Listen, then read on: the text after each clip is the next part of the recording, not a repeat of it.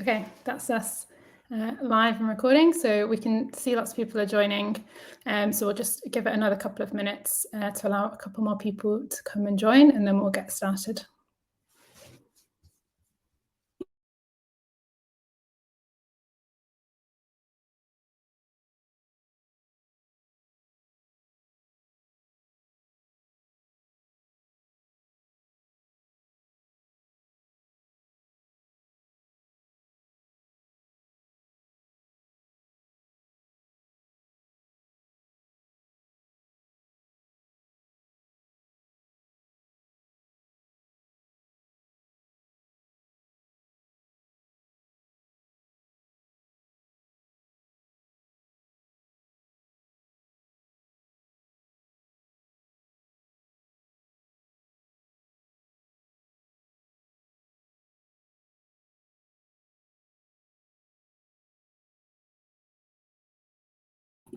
Just for anyone joining, we're just giving it a minute or two to allow everyone to join, and then we'll get started and kick things off.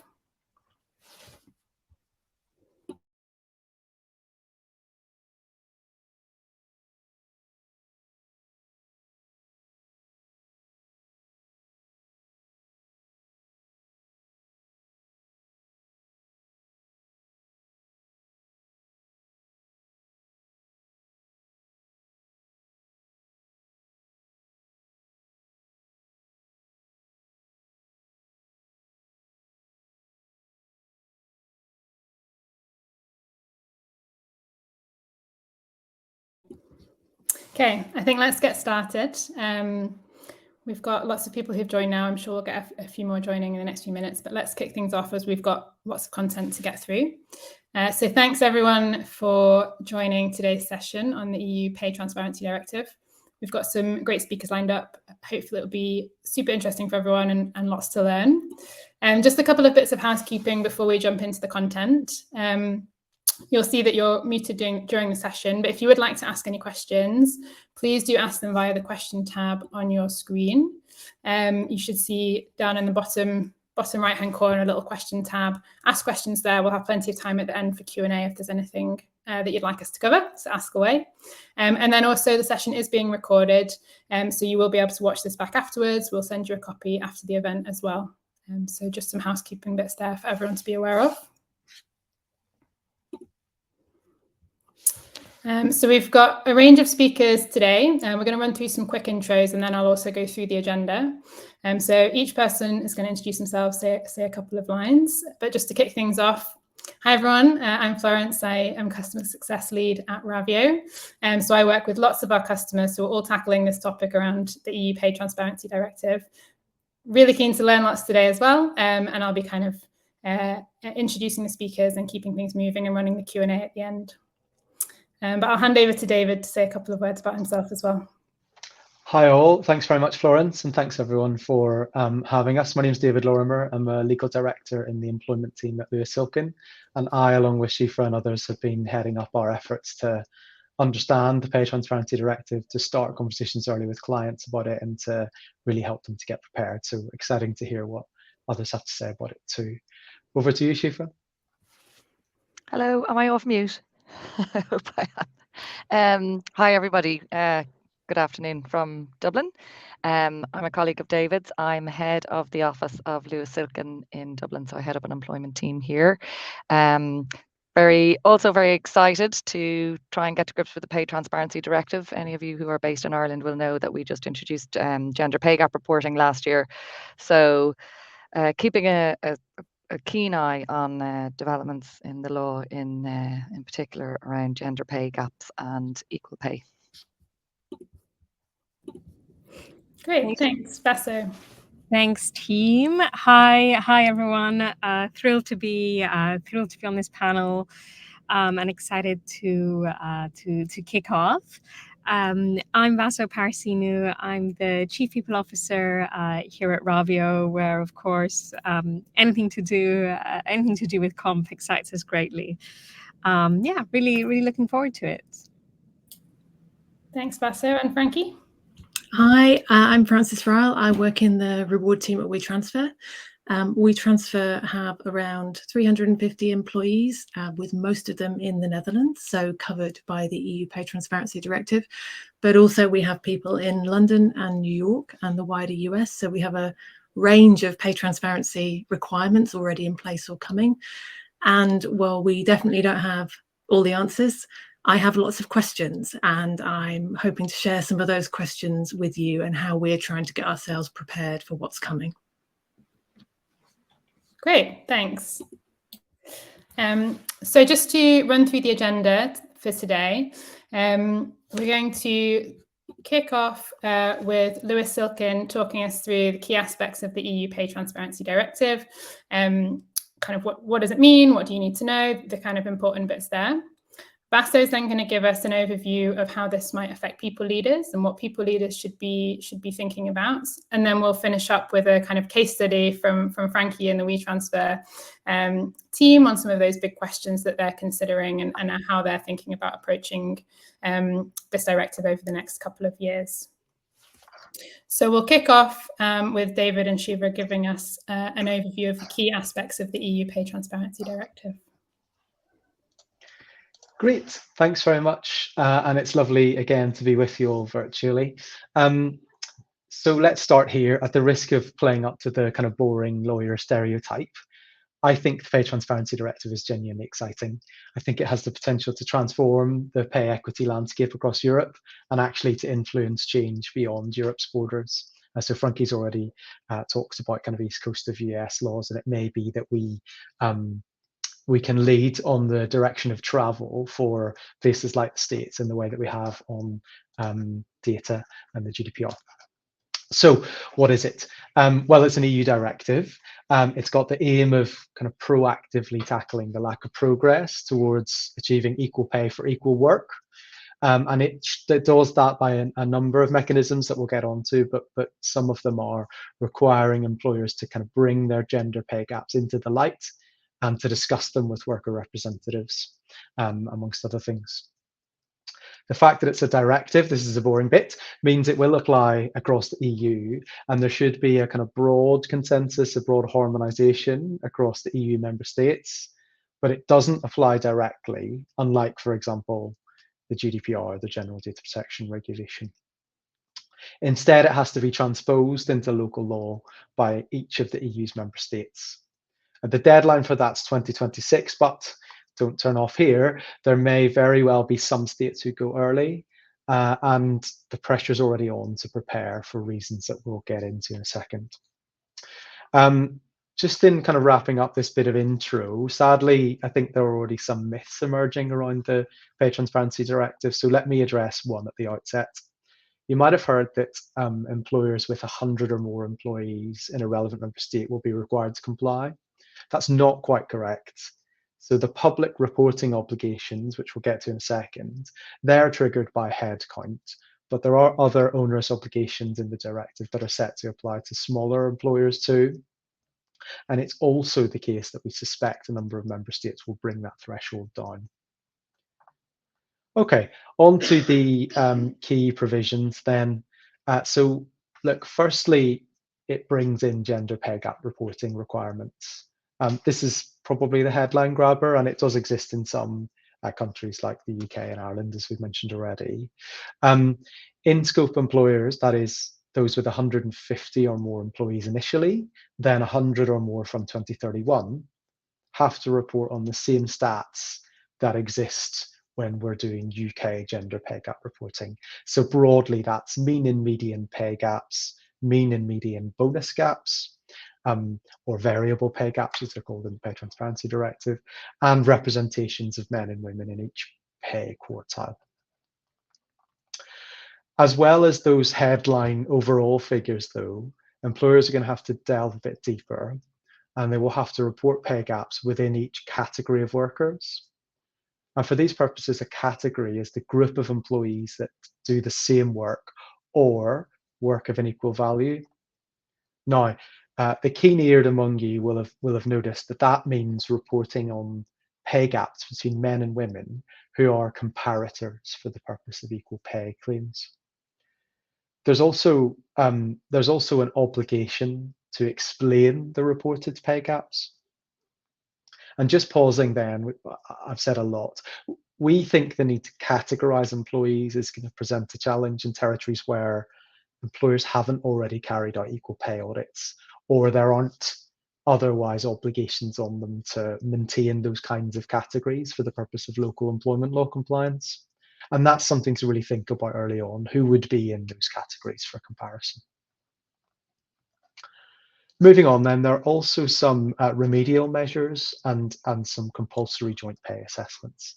So broadly, employers with a pay gap of 5% or more in any individual category of workers, where that gap of over 5% can't be explained by reference to non-discriminatory factors, well, those employers are going to have to take two really big steps. The first is they have to remedy the shortcoming within what's described as a reasonable period of time. A free bottle of wine on Ravio and Silkin for anyone who successfully guesstimates what a reasonable period of time will be in each member state, but that's TBC. Secondly, they will have to also carry out what's called a joint pay assessment in consultation with employee reps. This aspect's probably getting a bit less attention than it deserves. What it essentially means is that employers have to open up their equal pay analysis to employee representatives. And from a cynical perspective, that gives them a significant helping hand in pursuing equal pay and sex discrimination claims. So the old adage from the UK's gender pay gap reporting and other countries where similar reporting is done is that, well, look, these statistics are separate from and they're largely irrelevant to equal pay challenges. Well, that just won't apply here. It's a lift and lay scenario. So it's going to be really important to understand what those gaps might look like sooner rather than later, and also to take action to bring them down. Okay, that's enough for me. Over to Síobhra now to cover some of the other intriguing elements of the directive. Thanks, David, and thanks for referring to them as intriguing. So I'm just going to talk about some of the, so that David will have dispelled the myth around thresholds and kind of what applies when. I want to talk, I suppose, about worker representatives and also individual rights that are created by the directive and how they might be transposed into local law and how they don't necessarily require a threshold for employees to have these rights. The directive essentially wants workers to feel protected and to be able to be represented by a trade union representative or a worker representative or somebody of their choice when they're asserting their rights that will be created under the directives. Now, any of you who have operations in Ireland will know that we don't have mandatory trade union recognition here. The levels of union membership in Ireland are quite low. We don't have works councils. I suppose it would be the more traditional industries that would have kind of information and consultation forums. And really, employees are only entitled to nominate representatives or to elect representatives in circumstances amounting to a collective redundancy or on a transfer of business where information and consultation is required. However, the pay structures that David referred to in terms of, you know, categories of workers and putting together a framework to allow for an assessment of whether employees are engaged in like work must be on the basis of objective gender neutral criteria, and that should be agreed with worker representatives. So we are seeing some introduction of worker representation coming in as part of the Pay Transparency Directive, even though these rights may be individual rights and they're not information and consultation with an entire group of employees. Similarly, with the emphasis on transparency, individual employees will have a right to request and to get information on individual pay levels and on the average pay levels broken down by sex for the categories of worker that they're in who are doing the same work of equal value. So this really is a right to information, and any of you who are operating in HR, employee relations, employment law, you'll know that information is very powerful, particularly for employees in terms of bringing claims. And I think that what we have seen with the gender pay gap legislation here is a requirement for employers to report on their gaps, but those gaps are very statistical, they're not specific enough, and they don't give employees enough information to know whether they might have an equal pay claim. Whereas what we're seeing here is an entitlement to access information that will give them that potential grounding. So the request for information can be made through their representatives. Again, we're seeing the introduction of a bigger role for employee representatives here, and also potentially through an equality body. But furthermore, if they think that it's incomplete, they could seek reasonable clarification and look for a substantiated reply. Now, I suppose the same as David, I would offer a free bottle of wine to anybody who can define for me what is complete information, what's reasonable clarification, and whether a reply is substantiated or not will all remain to be seen. Furthermore, employers will be required to inform employees annually of their right to receive this information. So it's not just a once off, nothing to see here, go about your work. It will be, they should be reminded that they're entitled to get this information. I think that one of the key pillars around transparency is that there'll be no right on employers to ban disclosure of pay information for the purposes of an employee's right to enforce their equal pay entitlements. So that includes a specific requirement on member states to ban any provisions in a contract that restrict an individual from discussing their pay or their pay level with their colleagues, where it's for the purposes of an equal pay claim. If it's for any other purpose, then a ban on disclosure is allowed. But again, we're seeing this specific exemption and a carve out for employees to be able to discuss their pay levels and the equal pay categories for the purposes of potentially, of enforcing equal pay. Finally, then, applicants for employment. So it's not even employees, not even existing employees. Applicants for employment will now have a right to know what the initial pay for a particular role that's advertised is, or if there's a pay range for a job, they're entitled to know that before they apply. So this is kind of compulsory disclosure on employers about the pay ranges with particular roles. And this is to ensure that there's effective and transparent negotiation on pay where an applicant is applying for a job. And finally, then, I think this is a real circuit breaker for gender pay and inequality of pay. Employers won't be allowed to ask people about their current pay or their pay history. So that's basically to stop employers asking employees their pay. Traditionally, women are paid less, and it kind of gives an employer an opportunity to say, oh, well, it's in line with what you're getting now. So even though it's lower than what somebody might be doing, they can use that. So there will be a ban on asking about current or historic pay at the interview stage. So we're seeing this going outside existing just employees, and applicants for employment have quite concrete rights in terms of going for roles as well. With that, I will pass on, I think, to Vaso. Yes, thank you both. That's really insightful. And I join you in thinking that this is super exciting. I'm going to be talking about how the directive affects people leaders. I'm going to be looking at sort of three parts at a high level. So, within the employee journey, what should people leaders think about? And focusing on the early stage, so hiring and pre-boarding. I'll then talk again at a high level about how the directive can help with retaining and engaging whoever's joined the organization.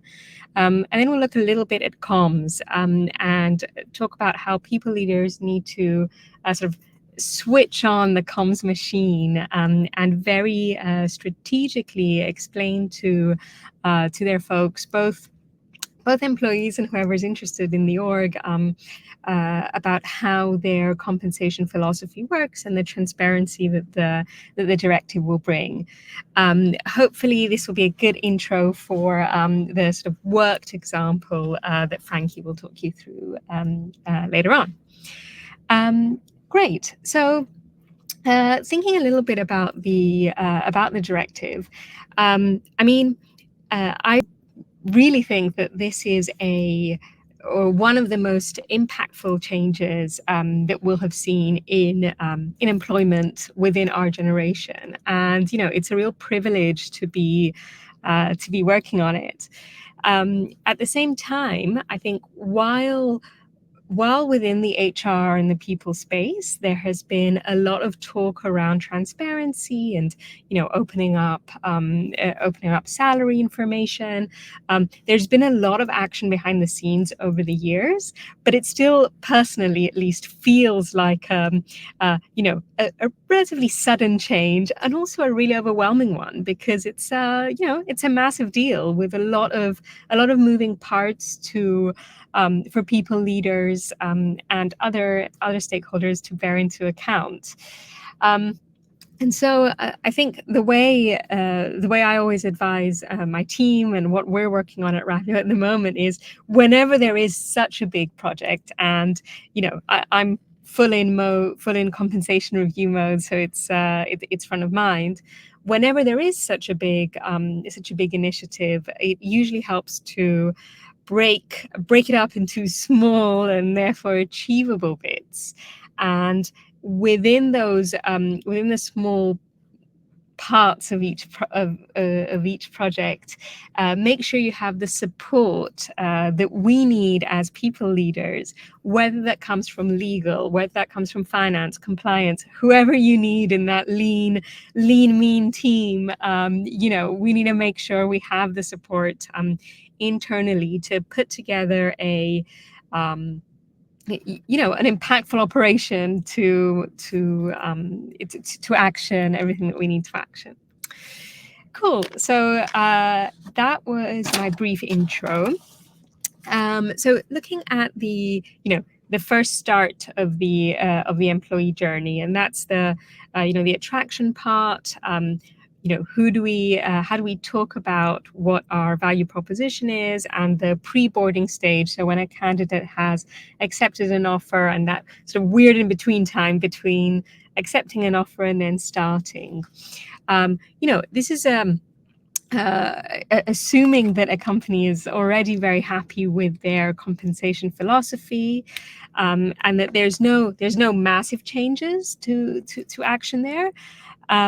It's really important that as people leaders, we think about how we action that transparency for these folks, whether that's through job descriptions that talk about what the salary package looks like, and we're not talking about wild salary bands that have a spread of 150,000 euros or pounds, whatever that might be.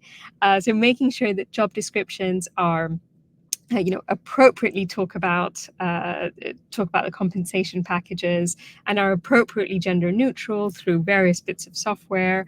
That's sort of an obvious thing to be able to action. Interview training, so both leaders, managers, whoever is involved in that, in hiring people. As people leaders, not only do we need to think about the more general interview training of how to give effective feedback and how to protect for biases, we now have to sort of involve in the training an understanding of the directive, so that people know what not to ask for in an interview, whether that's previous salaries or even what they're aiming for in this particular employment. So in addition to the basic training that we'll have action in the past, how do we upskill our folks on not overstepping in terms of the directive itself. If we think about the current employee journey, so folks who are already on board, how can we use the directive to retain and engage them? Well, as we see in Ravio all the time, a compensation philosophy and a compensation framework form such a huge part of of a company's culture. In founder-led businesses like ours, I think it's one of the privileges that founders and people leaders have to decide what the culture of the organization they want to work in is, and to make sure that that comes to life.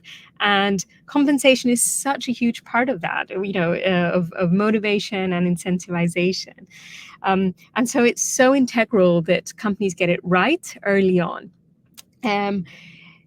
This is usually, as the people leaders on the call will know, it's not a static project, right? And the compensation philosophies change and evolve over time. And pretty much up to now, they've been shrouded in quite a bit of mystery and sort of hidden comms. Not anymore. So people leaders need to make sure that their compensation philosophy is solid, is defensible, is of course fair, follows all regulation across multiple markets, and it's all going to be out in the open, whether one likes it or not, whether founders agree with it, whether C-suite agree with it. It's coming. It will be released, and so we have a unique opportunity to tell the story that we want to tell and make sure that it's as strong as it could be. And so how do we make that happen actionably? Well, typically we need evidence-backed and data-led information that reveals what is happening to current market trends. Now, whether that's through software like Ravio or other providers, having the data at your fingertips to effectively explain the rationale and the numbers behind whatever comp framework you're introducing is so integral to getting it right. And people nowadays, employees nowadays ask the question, and they ask the question in public and hold us accountable, as they should be. And so having the numbers there and out in the open so that you can tell your story is absolutely integral to retaining and engaging folks. And then finally, talking about the comms machine, or the PR battle that we'll all be taking part in order to attract candidates.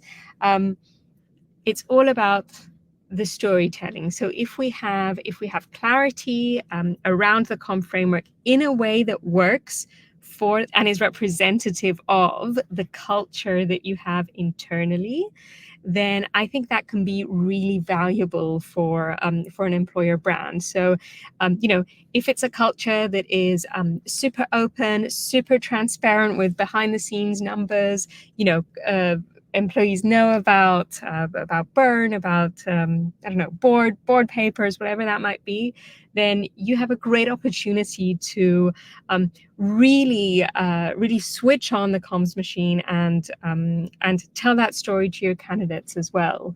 On the other side, if that's not an appropriate representation of your company, then you also have an opportunity to showcase that we do things a bit differently here.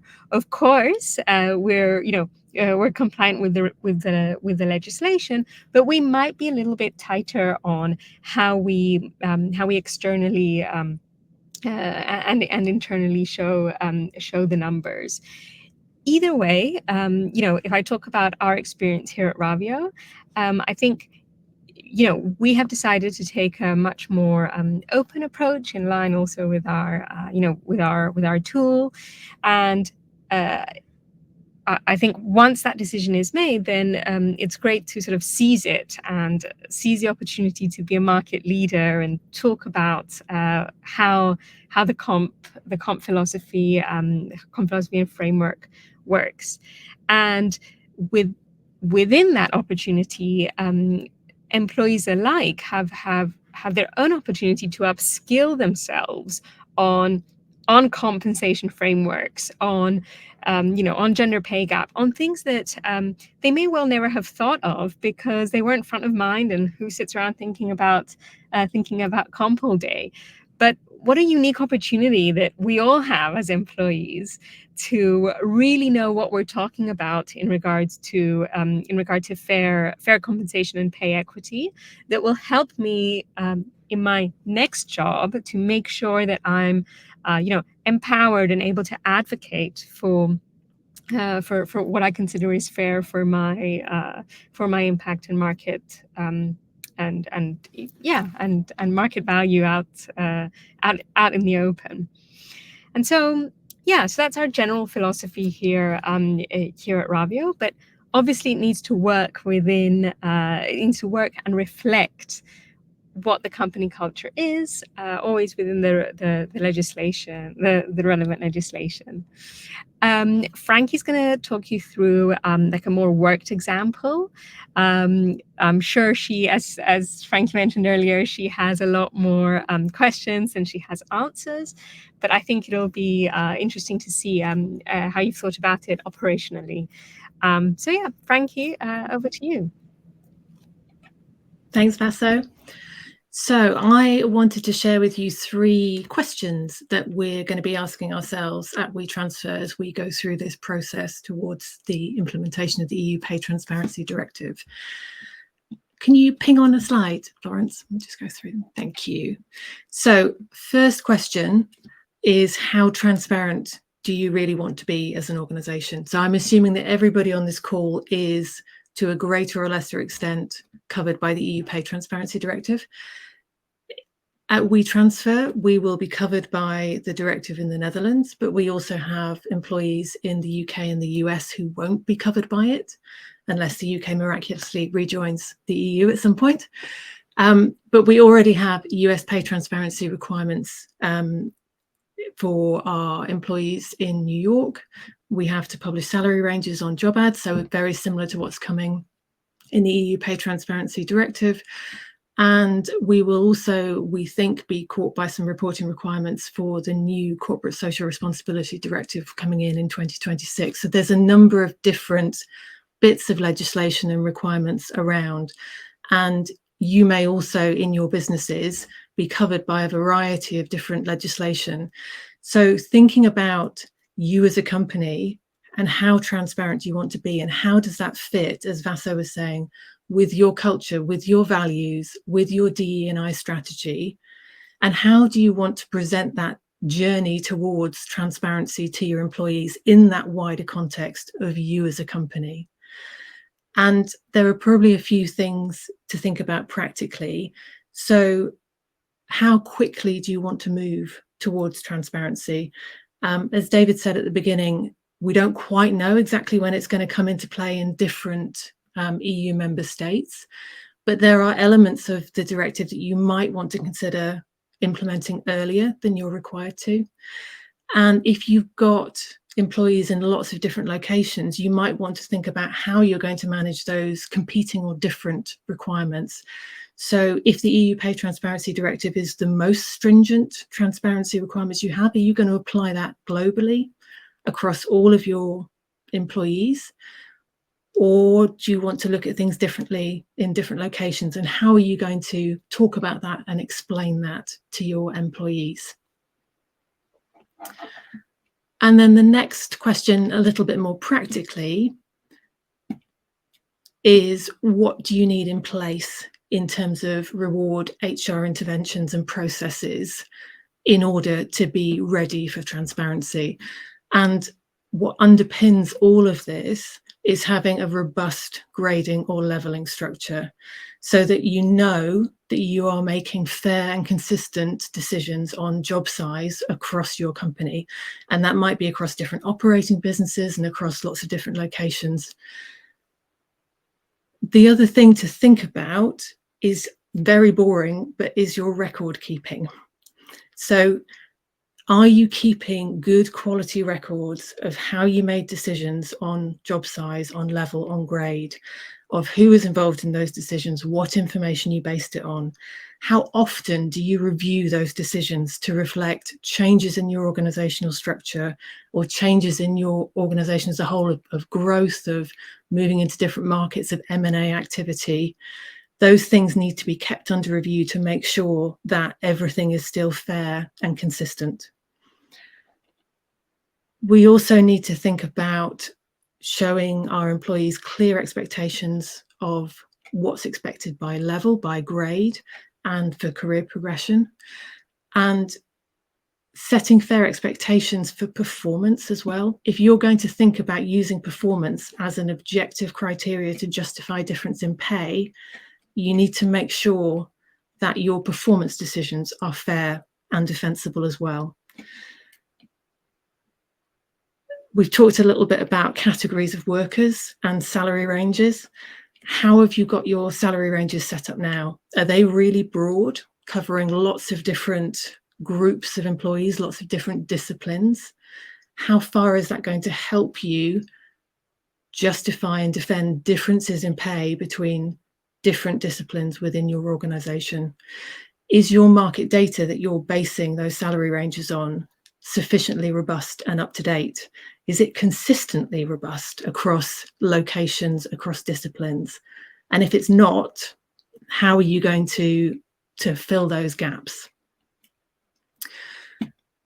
And then, as I think everybody's mentioned, particularly David, gender pay gap and equal pay analysis. In the UK, where I'm based, and I've been involved in gender pay gap reporting for some time, gender pay and equal pay were very different things. And a gender pay gap does not mean necessarily equal pay issues. But as David said, those two things are coming together with the greater granularity of the analysis. So we need to be doing that analysis now in terms of what does our gender pay gap look like as a company and by level in the organization, or however that category of worker is going to be defined. Where are those equal pay issues, and what can we do now in this interim period to try to move towards resolving any issues that we've got? And then in terms of the processes you've got in place to make salary decisions, so your big salary review processes, your promotion approach, your recruitment approach, how you make salary decisions between now and the directive coming into play, are those processes sufficiently robust that you will be making the right decisions to move your company in the right direction so that everything is fair and consistent? And then finally, and this links very much to what Vaso was saying about communication and your communications machine, are your people ready for transparency? And what do you need to do to educate people in your organization to give them the context, the information, the understanding of all of these underlying processes so that when the directive comes into play in a couple of years' time, they've really got that understanding and context of what goes on and how decisions are made. So do they understand how you make decisions on leveling, on pay, on progression in your organization? Do they understand your reward philosophy, your wider people philosophy, how you pay in the market? Do they understand what good market data is and isn't, and how you use market data to build and review your salary ranges that you're using to make those decisions about pay for different jobs? Do they have an understanding of different rates, different market rates between locations? So you may have lots of countries in the EU who are all paid in euros. That doesn't mean the same job would necessarily be paid the same in those different countries. Is there that understanding of differences in pay between locations, disciplines, specialisms based on market rate? So we'll be going through a stakeholder analysis, probably an awful lot more detailed than this, but looking at our different groupings, trying to think about what is it they need to understand, what do they need to be on board with, what decisions need to be made to get us in the best place to move forward on this journey towards pay transparency. And this next couple of years is a real opportunity to build understanding of what goes on in terms of pay decisions and how they're made, and to also build trust with our employees. so that when we get to the point where they have legal access to all of this information, it's not new, it's not exciting, and they already trust in the processes that are going on, the decisions that are made, and hopefully it becomes a much smoother transition. Thanks. Great, thank you. And thanks to all of our speakers. Lots of really great content there. And it's generated quite a few questions and asks from people in the chat and in the question box. So thanks again to all of our speakers, but also thanks to everyone in the audience for engaging on this and for asking those questions. We've just got a few minutes, so I'm going to try and pick out the ones that quite a few people have asked about. Sorry if we don't get through everything. But there was a couple of questions in there around, I guess, some of the more technical details of directive. There was a couple of questions around this idea of work of equal value, or how we think about like for like roles. Síobhra, I don't know if that's something that you're able to speak on a little bit. Yeah, just a little bit, because it's quite complicated.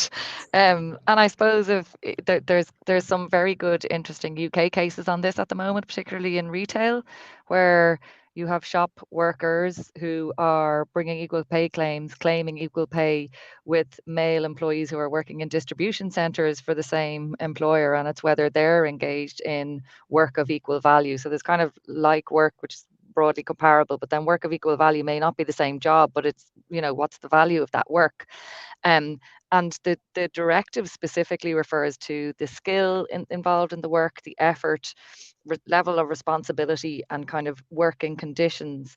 Now, I suppose employers can also rest assured to an extent, because the directive does say that member states must take measures to ensure that employers have the analytical tools and the methodologies to support and guide assessment and comparison of value of work.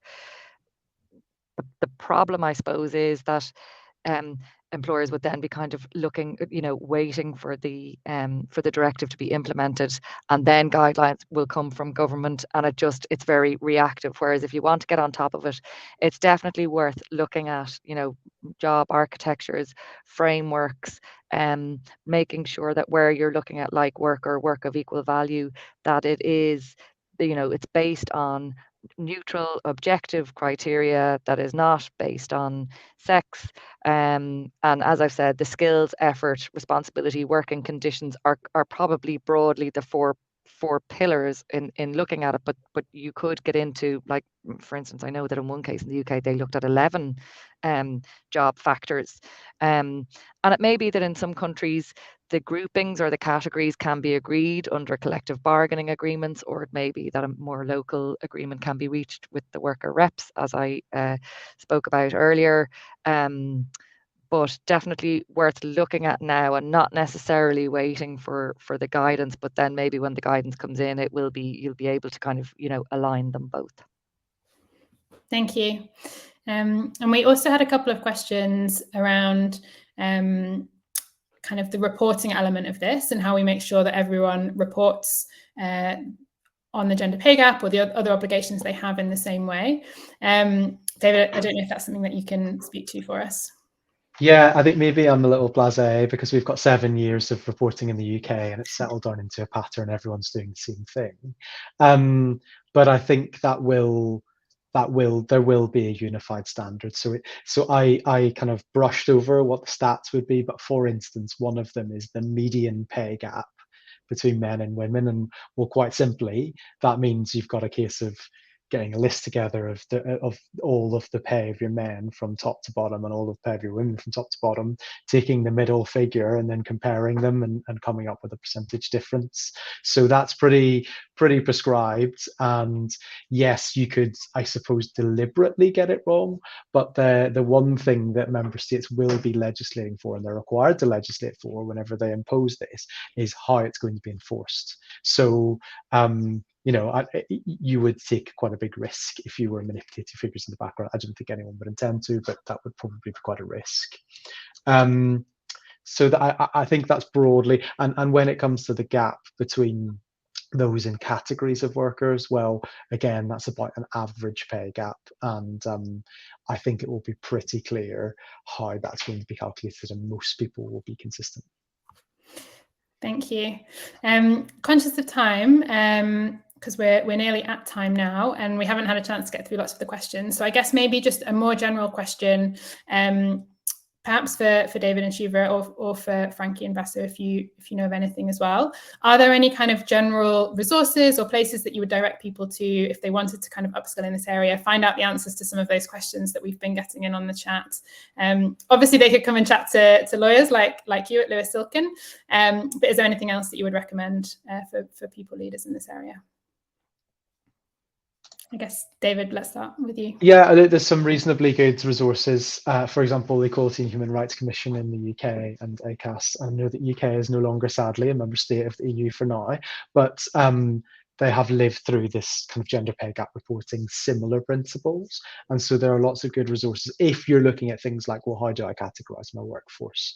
And similarly, if you're working through the calculations, the myriad calculations. And I suppose the other thing that's worth saying is that there are lots of quite good professional services advisors and partners who are pushing out content. So, we've just published one on FAQs, and that's probably a good place to start if you've got some questions. I can chime in as well. For any people leaders that are looking for support with the really difficult task of leveling their employees and thinking about job architecture, delighted to help. Please reach out to me on LinkedIn. I think my email might be somewhere on the literature of this webinar. Happy to help.